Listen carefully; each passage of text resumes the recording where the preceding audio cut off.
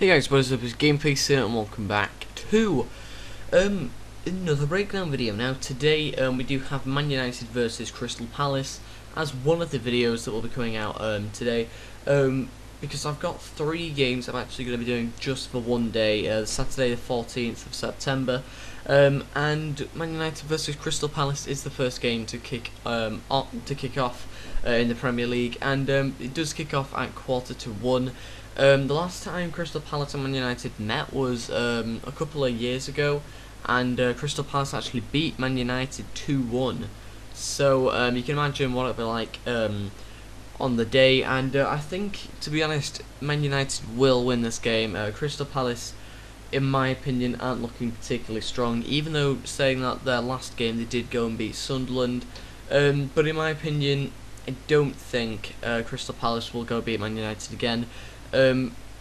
All in all, I think Man United have definitely a stronger team compared to Crystal Palace, but I just think they'll probably put on a similar team that they did against Liverpool, maybe slightly weaker, but I reckon they'll probably put a very similar team that they did against Liverpool. So in my opinion, probably something like De Gea, Evra, Jones, Ferdinand, Vidic, all at the back, and then midfield you'll have Giggs, Carrick, Young, and then just behind Van Persie will probably be Welbeck and Cleverley. Obviously Wayne Rooney is out with an injury still, and I think he will miss the game. I think he'll be out for another couple of weeks, to be honest, with that head injury. So they're very unlikely that he will be playing. So yeah, I believe that it'll be a fairly strong team. Hopefully Van Persie scores, because even though I'm not a Man United fan, I do have him in my fantasy football team, which I'm doing with some of my mates. And I'm hoping that it's a decent game, and I reckon it will be. I think it'll probably in the end be maybe 3 or 4-1 to Man United. Man United are at home against Crystal Palace, so it's going to be a challenge for Crystal Palace to go to a team like Man United, and especially since they're away. So it's going to be a big struggle, I think, for Crystal Palace. But if I tell you the last few results for Man United, last game was obviously against Liverpool, in which they lost. So that could be a bit of an interesting one to see whether they are weak against Crystal Palace. I don't think they will be, but I suppose you never know.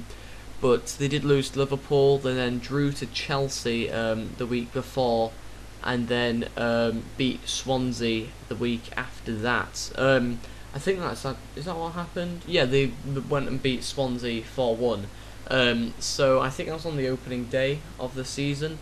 So not a bad result against Swansea, obviously conceding. I think that is Man United's problem this season, is defence, and especially their midfield. They don't really have too much, especially with them not really bringing anybody in, other than obviously Fellaini they've brought in, and that'll be interesting to see whether he starts or not. That could be an interesting thing to see. He might replace Cleverley after he got booked along with 3 other people in the Liverpool game.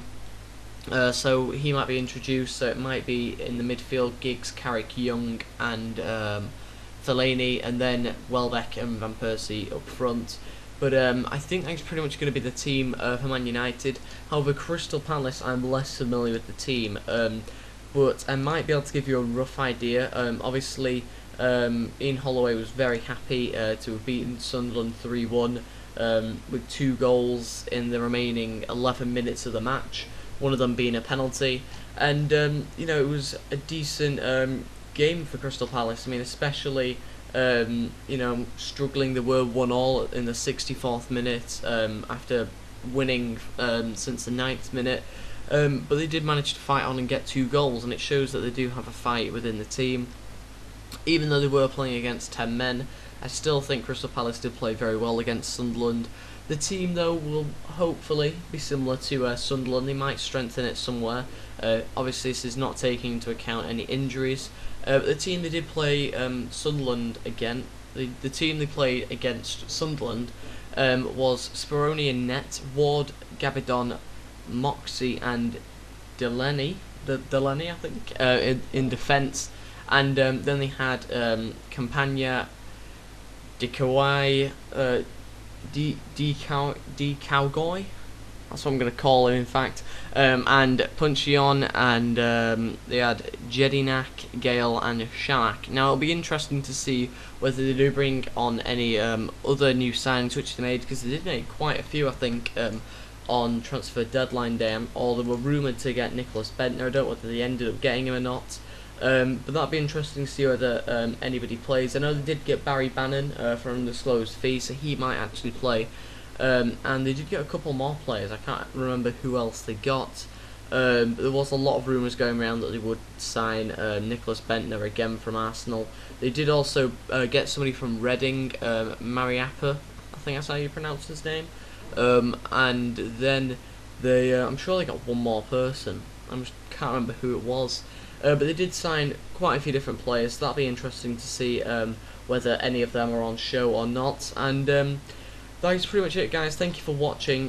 Like I say, my conclusion to the game is that Man United will probably go win 3 or 4-1. And yeah, I think that'll be quite an interesting match to watch. So like I say, 1:45 on Saturday. And that is pretty much it, guys. I hope you enjoyed the gameplay in the background. I can't remember whether there was any goals or not in the background, but hopefully that is alright. I've tried to sum up the game and how important it will be for Man United to not lose this one after losing against Liverpool. But anyway, guys, thank you for watching. If you have enjoyed this breakdown video, then please go leave a like and subscribe. It really is helpful. I do put a lot of effort into finding information for all these, getting the gameplay, and obviously trying to do the thumbnails and get the commentary and everything. So thank you guys for watching. Like I say, if you have enjoyed this, go leave a like and subscribe, and I'll see you next time. Goodbye.